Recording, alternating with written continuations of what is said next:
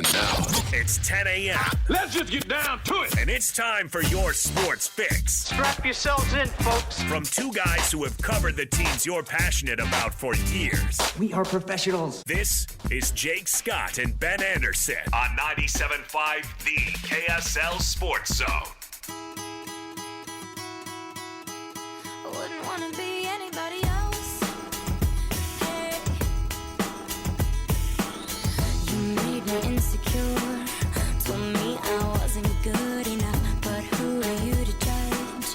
When you're a diamond in the rough, I'm sure you got some things you'd like to change about yourself. But when it comes to me... Jake and Ben, 97.5 The KSL Sports Zone. Jake Scott, Ben Anderson. Quick note to Christian, I definitely don't care that it's Selena Gomez. Selena Gomez's 32nd birthday today, so we're honoring Selena. I watched that Netflix show that she's on with Steve Martin and Martin Short or whatever. That's the same person, right? Hulu. Oh, it's a Hulu thing? Yep. Wouldn't want to give somebody else credit for something they didn't do. It's good, though. Like, I don't know only murderers in the building or whatever. Yeah. Mainly it's good because Martin Short might be the most hilarious person on the planet. I never got Steve Martin as much. Funny, yeah, but Martin Short I'm with you on that. is incredible. Give me Martin Short over Steve Martin. If we're going power ranking of the three amigos. There it is. Just tack Chevy on the back. On the back. Yeah. All right. You think Christian's seen the three amigos? Yeah. No. He said no. I know. I tell you, that movie's from like... I've heard of it. Actually, You know what? I've seen like the first 25 minutes of it, and then I didn't finish it because I was doing stuff camping. How old's your father? 48. Okay. So his dad isn't even quite in the prime of when that movie... Like, his dad was alive when that movie was coming out. It was like young versus our parents who were in their movie-going prime probably when that movie was coming out. You ever seen The Jerk? No on The Jerk. Is that based on Cyrano de Bergerac? Is that what it is? Is that the No, one where he has the that's nose? Roxanne. Roxanne. I've not seen either of those. You haven't seen The Jerk? I haven't The seen. Jerk's pretty funny. I've seen a lot of Steve Martin's things. That's what people point to usually when you want to describe Steve Martin's humor. These cans are exploding. Roxanne's pretty good. Anyways. Good times. Prolific banjo player. Yeah. Super talented person. Great writer. I watched a play he wrote once. People like his books. Yeah. Yeah. All right. Shout out Steve Martin and Selena Gomez. No to the three amigos. I would guess you stopped watching it, Christian, because it probably doesn't hold up as well as other comedies. I have heard of it. I mean, I know obviously it's got the kind of, it's popular. It's one of the 80s comedies. Yeah. It's one of those movies. All right. How's it going, Ben? You have a good weekend? Weekend was solid. How was yours? Oh, well, the 7-year-old's birthday party went off pretty much without a hitch, so that was really all I cared about over the weekend. Perfect. That's what you're looking for. Great. Kids showed up. It is funny about birthday parties, and the kids were great, so this wasn't an issue, obviously, but like parents are excited to get out of there. You know what I mean? Like, okay, we're out of here. We'll see you. And I get it because I've been there too. And but it was fun. Yeah. It's nice when you get to the age where you can just drop the kids off. It is. You don't have to hang with the other parents that you don't know at all. Right. And so, yeah, it went well. That's really all that mattered. Had some fantastic brunch yesterday, which was interrupted by a text from you. Oh, yeah. Alerting me to the big news of the day yesterday. This is something you and I, obviously, we're human beings and we talk off the air. And do you want me to give you credit for something that you said this was going to happen like 9 months ago? I did. I did say it was going to happen. You absolutely predicted, like, before the turn of this year, we were just, everyone gets a little bit of election year dread just because it's taxing. And then you said, I think there's going to be a change. I think something's going to be different. You said, I think before the convention, there's going to be a change. Not that we're going to dive deep into this by any means, but I was like, I don't know, man. That's not really how it works. You and DJ looked at me like I was That's not how it works. Yeah. It's in fact how it worked. So, well, it's how it's working now. All-time great call. You should head down to Vegas and do something. Do something because you're on the greatest heater of all time. Apparently. But yeah, we had a nice brunch with my parents or whatever, and the food was terrific. The service was even better. We had have you ever done the Grand America brunch? I have not. They have a 3-member like band that plays pop tunes, but in like a, I don't know, quiet brunchy style. Sure. Does that make any sense? Yep. And they're hilarious and awesome. And they did birthday to my daughter, so that was pretty cool. Great. We were pretty excited. Very nice. Christian, how was your weekend? You do all right? Yeah, good weekend. Got some hours in on the EA college football game. How was it? Oh, yeah. It was Give us a fun. review. Yeah, it's great. I've played Madden a lot over the years, and this game is significantly different from Madden. It's a bit Better of a- or worse? Better, I think, but it's also like a learning curve. Like there are a lot of plays and like concepts that work in Madden, and then it's like, oh, I'll try it in this game, and then I throw an interception. So it's accurate. It's accurate. That yeah. is accurate because a lot of things they do in the NFL don't work in college football. So that makes sense. How's the dynasty mode? Which I haven't played these college Yeah, football how many games have you played? in like 20 years. But I've been doing Road to Glory. So like I'm a running back and I committed and then I transferred, hit the transfer portal. So that's really fun. I haven't played Dynasty yet. I've played a couple online games with my friend. Super fun doing that, but it's fun so far. I love it. okay. I'm more of like a season guy. I'll play one season with one team. I haven't played the video game. I haven't played a Madden game in a few years. But I'm not going to develop a singular player. Now, I want to know, when you play against your friends online, does it still tie up your phone line? No. Does it still? God bless Google Fiber. Does it which has still evolved clog away that from up? this thousands of years ago. Because, man, I remember playing stuff online against my friends and getting yelled at all the time. About, get off the Get off the phone! I phone." can't get any phone calls! We're a bit past that. Oh, Yeah. we are? We're finally We've made it by? yeah. You lift up your phone receiver. Because I got to tell you, that was a pain in the butt. Yeah. So that's good. And then when you'd call somebody who was doing that, you get that sound that was just so pleasant. So I'm glad that's over. Yeah, that's done. Okay. In fact, you can talk to your friends now on the game. You can use it as a phone, Not just like a chat or something. not a chat. You don't even need a headset anymore. You can do it easily. So, what are you playing? PS5? Yeah. PS5. Where's the microphone? Is this just some In the magic- controller. There's one in the controller, but it kind of sucks. It's nice having a headset still. He still has a headset. Okay, Anyways. well, I've got to run out and get the, what is this on the Super Nintendo? It's on the Super Nintendo. It's on the Sega, but you have to have the SNES? edition. Yeah. Oh, the Sega, but the, 32X. do you that remember goes on the top. Sega CD and Yeah. what a waste of time that was? Yeah. They got beyond that, huh? Yeah. Finally. The technology moved on. Well, the Dreamcast was great. They still use discs, though. Everyone went in the disc direction. Well, you got to sell something, right? Well, not even that. You don't have to. Some of the PlayStations don't even have a disc option. You can get one that's purely digital. I don't know if you can do it with Xbox. What is or not. discs? Just like the vinyl of video games? Yeah, kind of. Pretty much. Like you yeah. you have a thing. You own a thing. Does it scratch and skip like they used to? They actually don't. They're more anymore. resilient. They're way more resilient. Oh, than you they used to to be. take it out of the package and all of Yeah. a sudden it wouldn't work right because there was some sort of micro scratch or something stupid. Yep. Sorry about this tangent. I haven't been into video games for quite Yeah. some time. We did dust off the SNES for my kids, though. So they're up to date with all the rest of the kids playing. Oh, no, they never will be, though. You're never gonna let them catch up. No. I don't need, I've seen the studies. You play one round of that break into the cars game, and then you're Theft Auto. robbing liquor stores like 3 weeks later. It's a Straight gateway line. thing. It's a Yeah, straight it's right line. there. I'm not going to do that. Yeah, I went through that. I just got out of jail like 2 weeks ago. Yeah, I know. Yeah. See, That's how we got this job. This is a work release I'm program. gonna have Christian talk to Sadie. It'll be like a scared straight kind of thing. You're gonna play video games. Then you're going down for armed robbery. Boom, like that. All right, Ben. Where do you want to start today? Do you want to start with the serious stuff? Do you want to start with? We wrap up Summer League. I've got a scorching hot take for you about my weekend. I guess we can wrap up Summer League. Let's do that. Jazz wrapped up Summer League last night, and I thought Kyle Filipowski was great.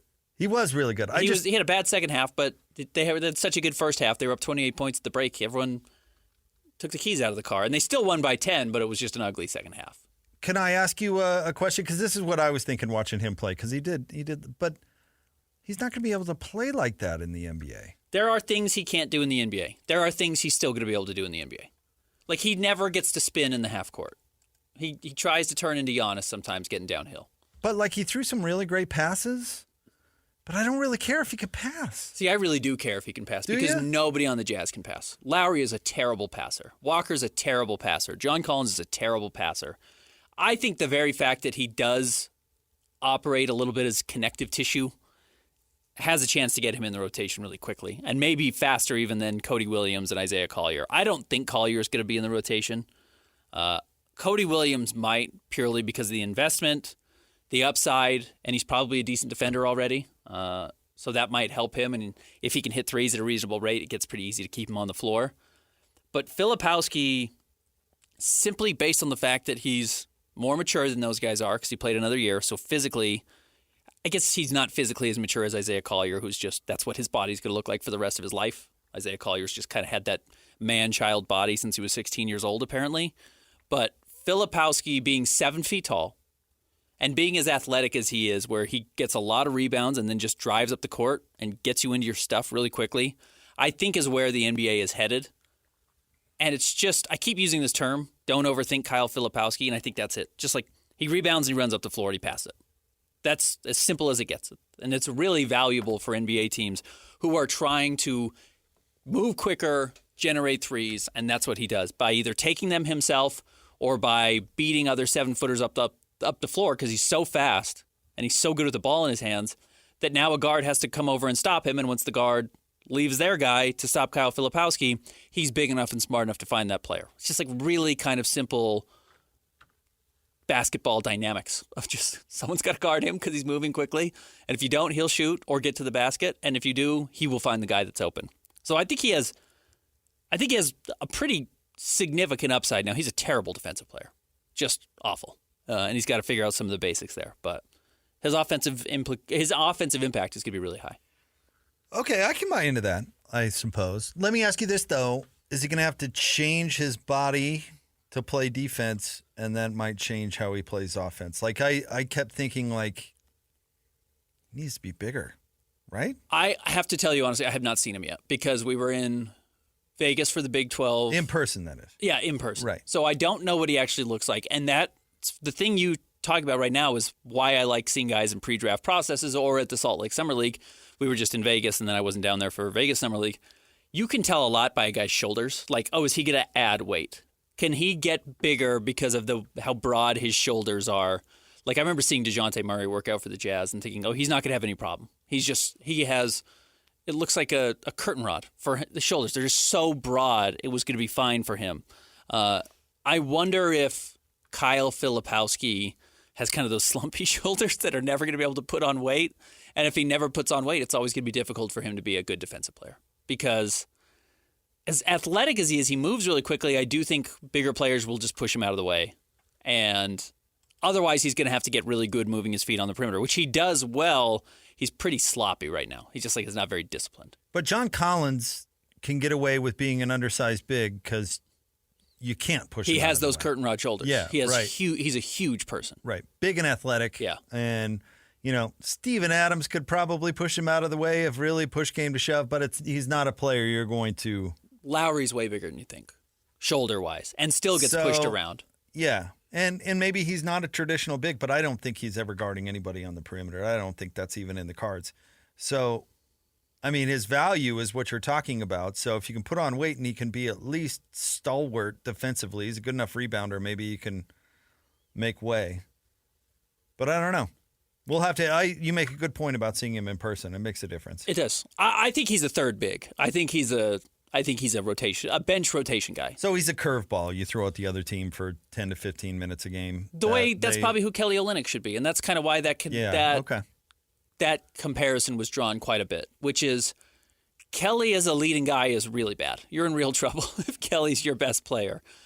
In the right spot where you have a certain type of big man, Kelly playing next to him, Kelly Olynyk, as a floor spacer, passer, offensive initiator, is good, but you always have to account for Kelly being the worst defensive center in the NBA, other than he's willing to take out your knees.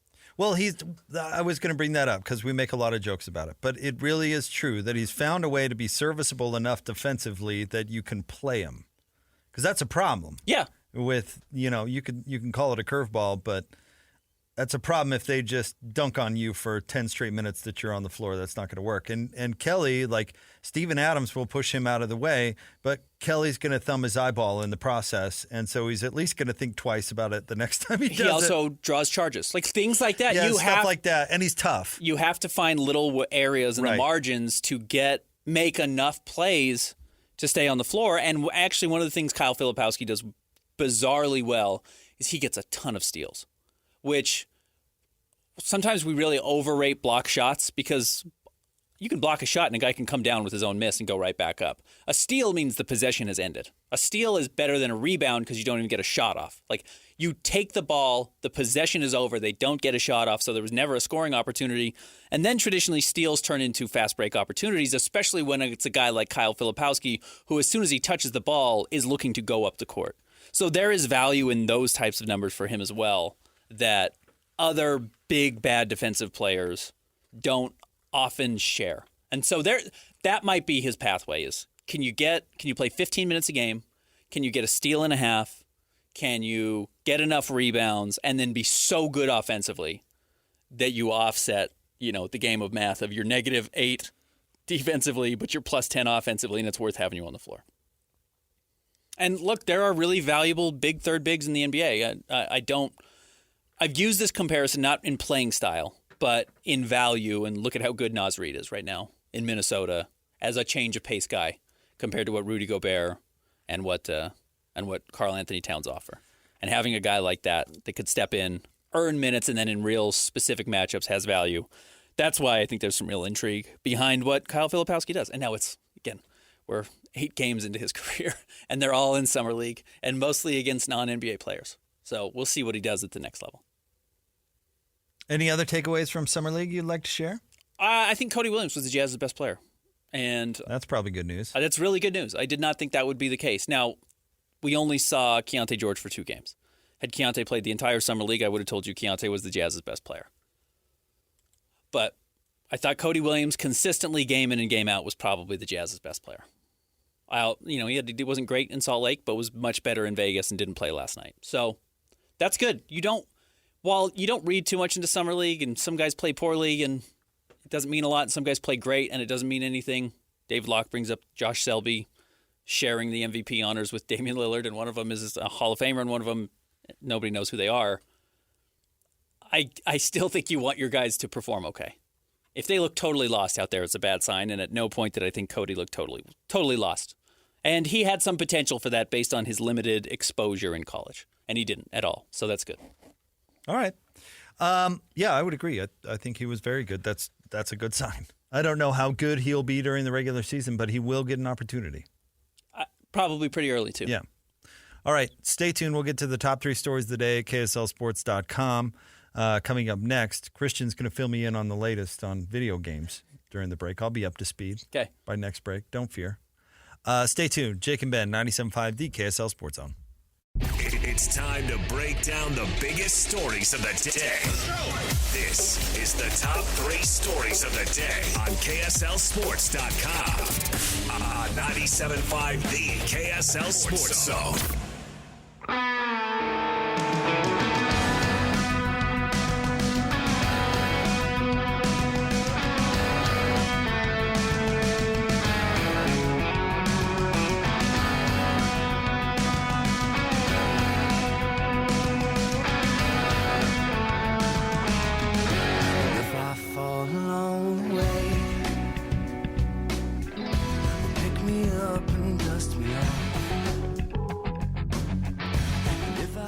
This doesn't sound like Selena Gomez. This is when she turned 32. This is her new stuff. Well, I'm not the type to theme a whole show. Okay. I'll do a little shout out here and there, but then get back to, regular cool music. Whatever strikes you. I got you. All right. Time for the top 3 stories of the day at KSLSports.com. Sponsored by J. Brooks Jewelers, 2 locations. One on Winchester Street, right there by Fashion Place Mall. The other at Traverse Mountain in Lehigh. All right, Christian, where are we starting today? Number 1, Utah State mourns the loss of defensive back Andre Seldon Jr. Just a horrible story. Just no redeeming factor of it. Was transferring in. Passed away in an accident at Porcupine Reservoir, Yeah. which is, 20 minutes outside of Logan, something like that. And it was cliff jumping? He was diving and then never resurfaced. That stuff scares me. We were just, we were talking off air. Water is just such something to be respected. When we were at our beach vacation, someone got swept away by a riptide, like, I don't know, probably 400 or 500 feet down the beach, right? And passed away. 18-year-old, like, male, like, and it's just I mean, you're talking about an elite physical specimen. Yeah, and it just can be such the great equalizer, and just be careful out there. It's summer, but as you know, Utah State, this football program has already gone through so much, and to lose a teammate, I'm sure, is just devastating. So, just sending our thoughts up there. Yep. You know, just a horrendous story. I wish there was more to say about it. It's just an ugly story. It's a sad story, and you hope that this kid's family can find a way to recover at some point. And yeah, Utah State, the teammates of the ones who did know him already, find a way to recover and move forward. It's just heartbreaking. You know, we've seen like the way that the University of Utah handled the loss of a couple of teammates, I thought was appropriate. And they used it as, hey, we're going to rally together and you know, do the whole thing. And I hope Utah State, they have a similar reaction. But, man, you're right. Loss for the family, loss for everybody is, you know, be careful out there, especially around the water. All right, what's next? Number 2, Jordon Love to hold out as he awaits a new deal. You should. Yeah, it's the right time. This is a good time to do it.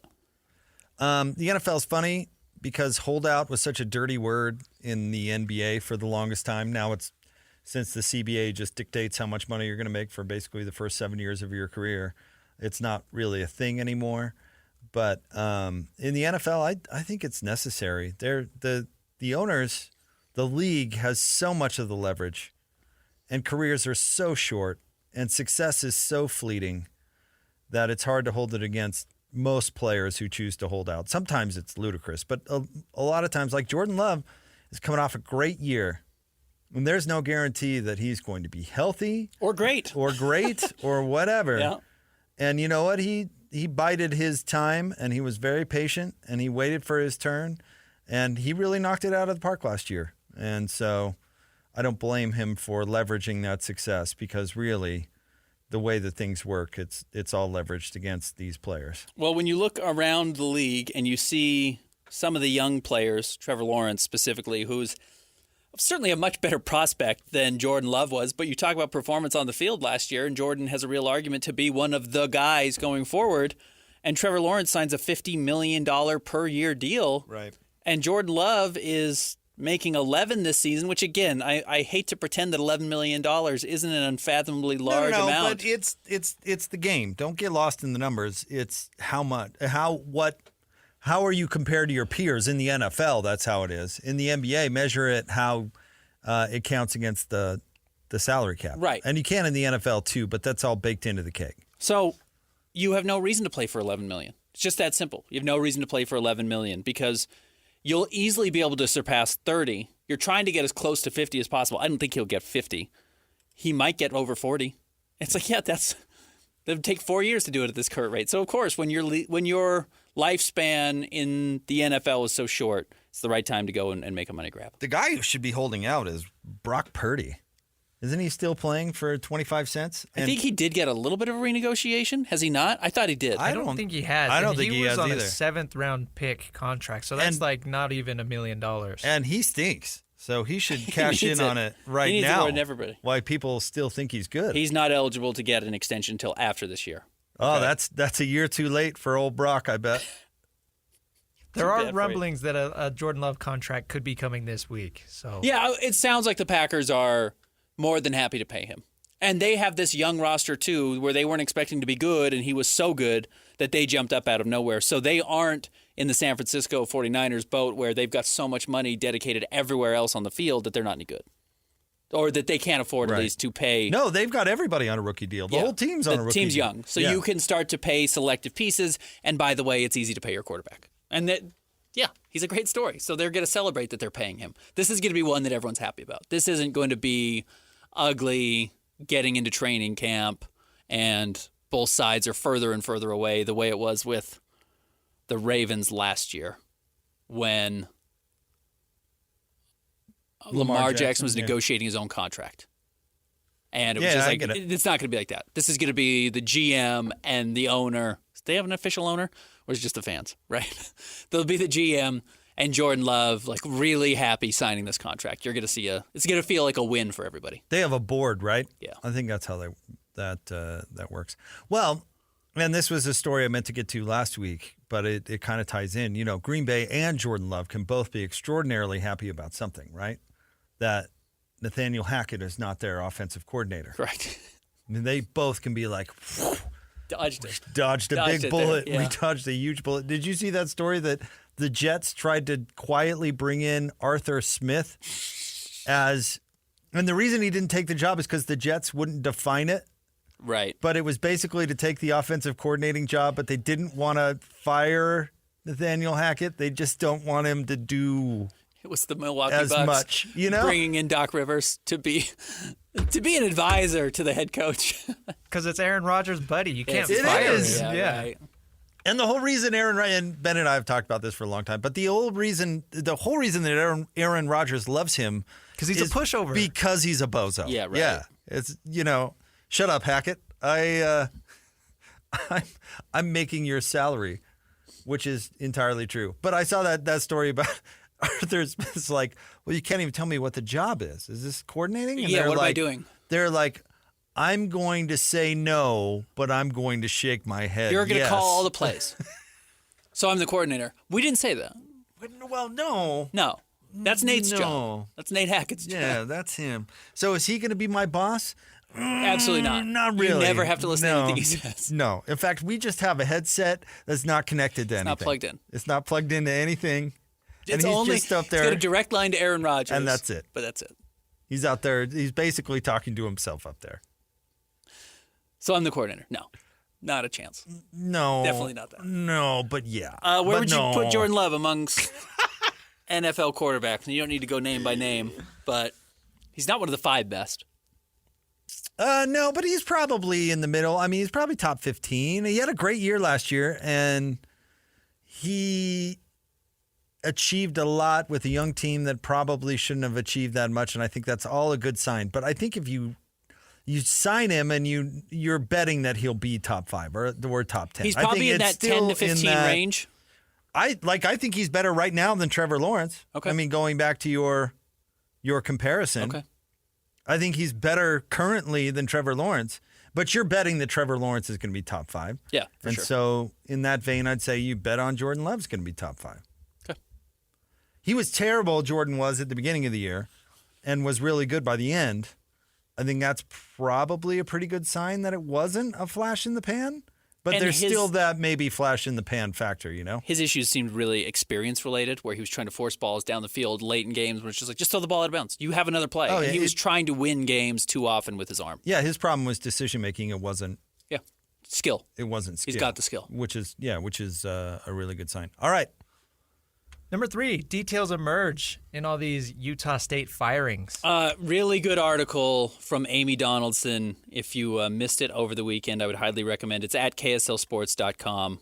It's really about Jerry Bovey's dismissal, but it does incorporate a lot of what happened and how we got to this point. A football player was arrested at Utah State for domestic assault in 2023, and he did it in front of their child, this football player who has since transferred away from Utah State and is no longer on the team. And that does seem to be an enormous linchpin in how this all came together. The player was arrested. They looked at whether or not to suspend him. They were gathering information. By the time they came back to discuss whether or not to suspend him, the kid decided he was transferring. So there was not somebody there to suspend. And it seems like there's just kind of this funky gray area of, yes, the investigation looks back and says Blake Anderson did something wrong by even investigating it at all by himself, by asking questions, making some phone calls. And then technically Jerry Bovee gets wrapped up into that because they said in this report that the reason Bovee was dismissed is because he did not divulge all the information to his higher-ups after talking to Blake Anderson. And he says that's not true. I continued to get more information after, but it wasn't there in that first conversation. It's a mess. It's really an ugly situation, and I get why Jerry Bovee and his camp are so frustrated by what happened. Yeah, I absolutely get it. I thought Amy did a terrific job presenting all the evidence that is out there, not that there isn't evidence to come. She talked about how quiet universities are about these Title IX investigations and what a problem that is. Not in the article, but she was on with PK this morning, PK and Riley, and it was a really great interview. She was terrific in explaining what is going on. Not only do I encourage you to read her article at kslsports.com, but also download and give that interview a listen, because I thought she brought a lot of context to exactly what's going on. But she did bring up the fact that, and this is the conflict. So in the handbook, it tells coaches to look into it because they have to know whether or not to suspend or whatever. So in the handbook, it says, look into it. But the Title IX policy says, hands off, don't look into it. And there's probably, I think, if we want to argue about which is the more altruistic way to handle it, I would argue that hands off and let the Title IX office deal with it, because you can do things like influence witnesses and all those sorts of things, right?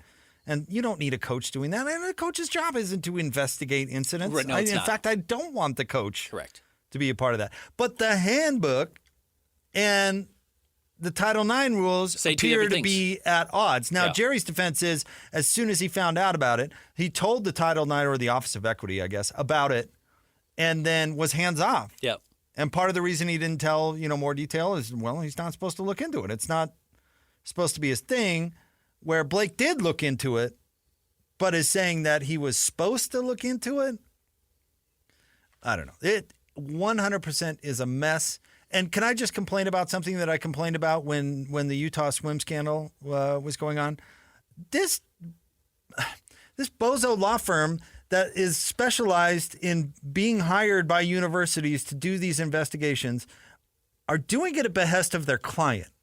So it's not like this is the FBI coming in to investigate.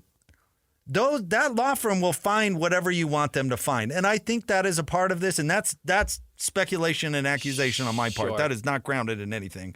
But I'm sure they sat down and said, how much of this do you want to find? What do you want to find here? What do you want the outcome to be?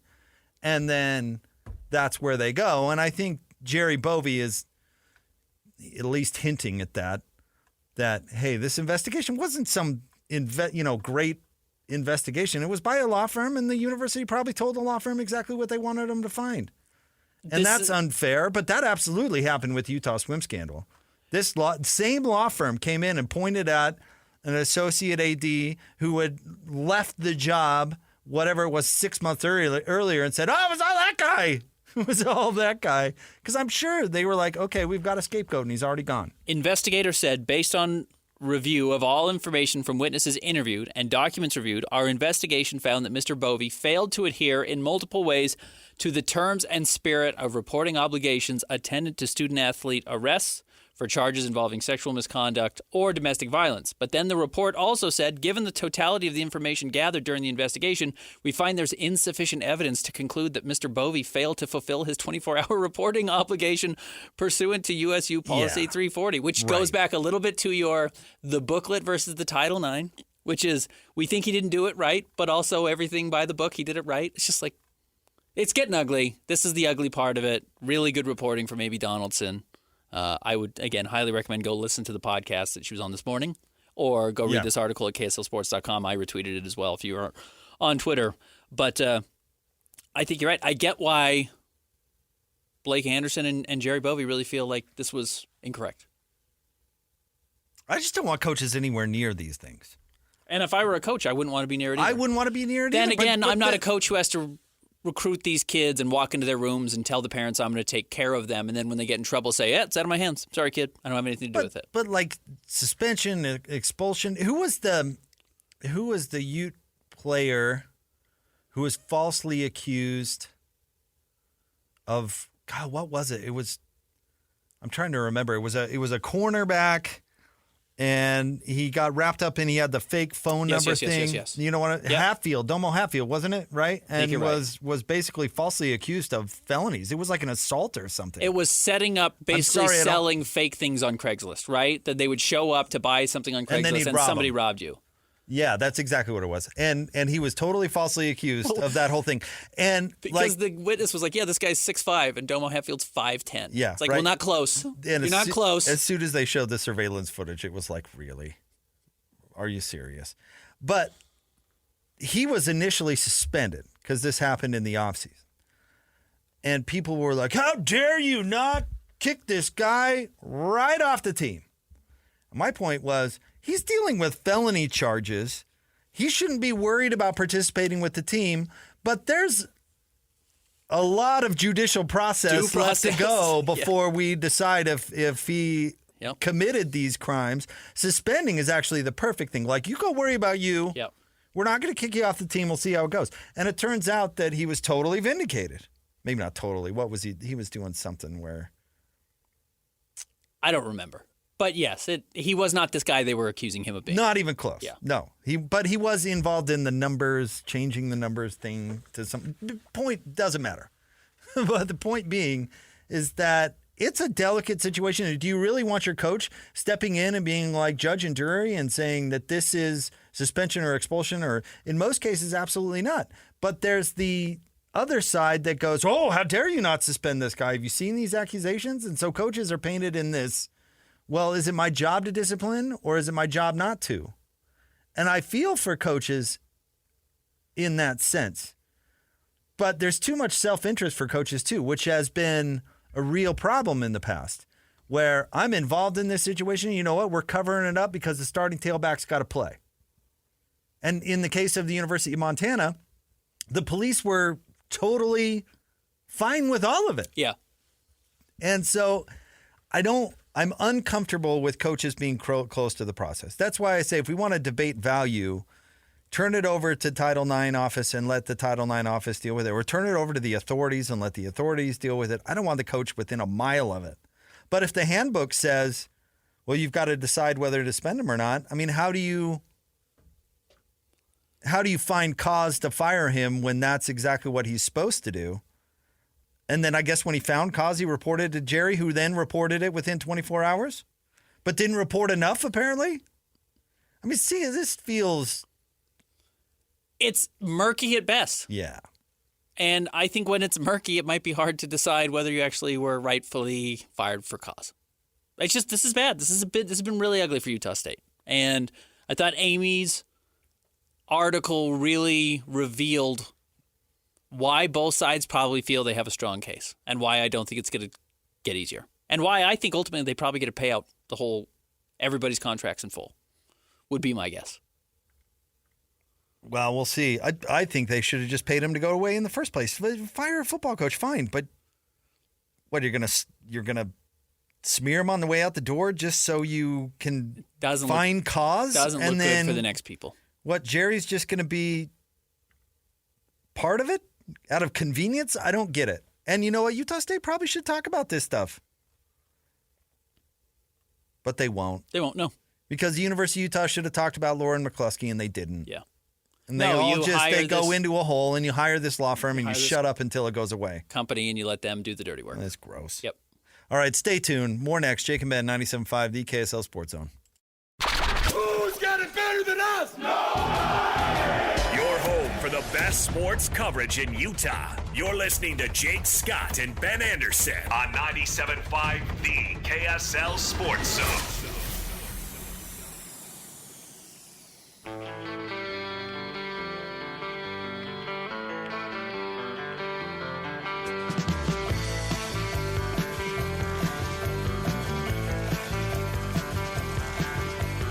All of time. Jake and Ben, 97.5, the KSL Sports Zone. This segment is brought to you by our friends at Peach Doors and Windows. Amazing home transformations begin with Peach. 5-star reviews are the norm. Call them today for your free in-home estimate, 801-566-1255. Also want to remind you about Win Ticket Wednesdays. Don't miss your chance to win big every week on the KSL Sports Zone. This week on Win Ticket Wednesday, you can win a pair of tickets to see 30 Seconds to Mars, a Utah First Credit Union Amphitheater, July 30th. Listen to the KSL Sports Zone all day on Tuesday because we're going to be off on Wednesday for your chance to win. Ben, I told you I have a hot take for you. I love these. I actually enjoyed and paid attention to an all-star game. Oh, okay. Over the weekend. Okay. And all-star games are such a joke across the board because nobody cares to play hard. But you put something on the line like, hey, all of us got snubbed from the team we're playing. Yeah. Stuff gets spicy. And it did. You're talking about the WNBA All Star Game. I am talking about the WNBA All Star Game. And I went to a buddy's house on, what would that have been, Saturday night. And you know how it works when you're just having, family get-togethers Absolutely. or whatever. The sports fans gravitate to whatever sports is on TV, right? I'm telling you, we were all glued to the WNBA All-Star Game. Not only that, we were talking WNBA. We were talking about their TV deal. We were talking about all this stuff. But I'll tell you, the game itself, you could tell that the WNBA All-Stars, who'd all been snubbed from Team USA, because that's how they set it up. They every played Team 4 USA years, versus 4 years. Yep. versus the WNBA All Stars. And it works great because Team USA gets a warm-up and the WNBA gets a showcase. It's absolutely brilliant. And, man, they played hard. Yep. It was fun to watch. It was competitive. It was absolutely a great commercial for the WNBA. And I thought it said something, anecdotal, I know, but at this group of people, like in this particular group, every time I go to my buddy Brandon's house, we eventually migrate to watch the sports. And, man, we were all dialed in. It was great. I like this response. And I'm going to just tell you honestly, I didn't watch it. I was following it on my phone, but I was not watching it because I hadn't even realized this was the format they were doing it. And I checked the box score. And what's really cool is that it got really positive reviews. And what didn't happen? Caitlin Clark did not play well. No. She did not shoot particularly well. She had 9 assists, 10 assists, something like that. But she didn't put on this show, which actually in the long run will be beneficial for the WNBA if it's not just Caitlin Clark and everybody else. Now, we have talked about the WNBA's need to have a Magic versus Bird moment to really revolutionize the game and draw eyeballs, and that some of that is happening right now with Caitlin Clark and Angel Reese. But it's nice that it isn't solely reliant on her putting up huge performances to still draw positive reviews. And it did. It drew basically universally rave reviews about the product without her playing well. I don't know what cat you have to throw into the wall to get the NBA players to care about the All-Star game again. Honestly, I don't think that cat exists. But if they could find a way to make it so the players go out and want it, it makes it so much more entertaining. That was my big takeaway, is both teams. Team USA didn't want to get shown up by the B team. Mm-hmm. And the B team was miffed that they're not on the A team. Yep. So they went out and played their brains out. And it made it competitive and fun. And not just, and no offense to the Harlem Globetrotters, because that has its place, but that's what the All-Star game has turned into. Like, right.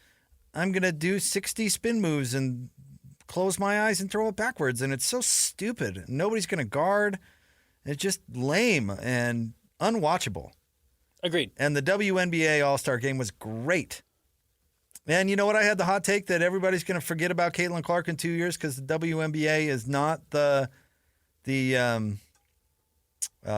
platform that college and NCAA women's college basketball is. And I don't know if they carry the momentum, I'd happily be wrong about that. I don't think the verdict is in quite yet, but it drew a lot of attention. And again, anecdotally, I thought it was something that this particular group was just drawn into it. And the way people were excited to watch Steph and LeBron James join forces in previous All-Star games and now in the Olympics, you're going to get that with Angel Reese and Caitlin Clark, who have this rivalry. and then having them on the same team together, because this is the last time they're not going to be on the U.S. Olympic team for probably 12 years. They're going to be in each of the next 2 for sure, maybe the next 3. That's going to be a cool pairing of people rooting for these 2 players who otherwise feel like enemies on the court. It's good. So- You got to have those dynamics. Those dynamics really work for selling your product. So the NBA, what do they have to do to spice it up? Is there a cat they could throw into the wall that would actually make players try? You need to drop salaries down to $400,000 a year, but the All-Star winning team gets $22 million. See, I often my mind goes to a punishment for the loser. Like we get too caught up in the carrot. The reward. We should be more focused on the stick. Sure. And You lose the charter flights. well, that's the thing. And there's got to be a shame when they go back to their teammates. So, like, if your conference loses, I love that. You're flying commercial for the rest of the year. Team. The whole team. The whole team flies. So if you're dogging it at the All-Star game, you have to go back to your teammates and say, hey, dude, I know you're sitting in 3D. Yeah, right. I'm sorry. Yeah. Oh, you got a middle seat. Oh, God, that must be rough for This a is a tough 7-footer. one. We're going Miami to Portland. It'll be rough. They're going to play like their lives depended on it. I'm I for guarantee it. we're too focused on that. We'll give them an extra $50,000. No. Don't worry about the carrot. I'm for it. The punishment. It's all about the punishment. Okay. I mean, Major League Baseball was kind of had that with home court in the World Series, but I think that's dumb too. It could be more punitive. It doesn't have to affect the product per se. It can just affect the team. July 28th, so Sunday, we start getting some basketball tournament, including the U.S. women's team. How about this? The losing of the All-Star game, that conference's teams all have one less roster spot. So you have to go back and cut one of your Sorry, teammates. Thanasis. Yeah. I tried, but you're gone. Who is it for the Jazz? Who gets waived? It's like Micah Potter. Mike, I tried. But it's just a make or miss league, bro. The player who was on the All-Star team has to waive him. That's their It's not the responsibility. GM's News. job. Yeah. He has to walk in. He's got to be Billy Bean. I'm Yeah, sorry. Bad news, Micah. We're cutting you. Micah, God, I tried. Bring your wife and kids in. We're waiving you. See ya. See, I think these things would work. Stay tuned. We'll have more coming up right around the corner. It's Jake and Ben, 97.5, the KSL Sports Zone.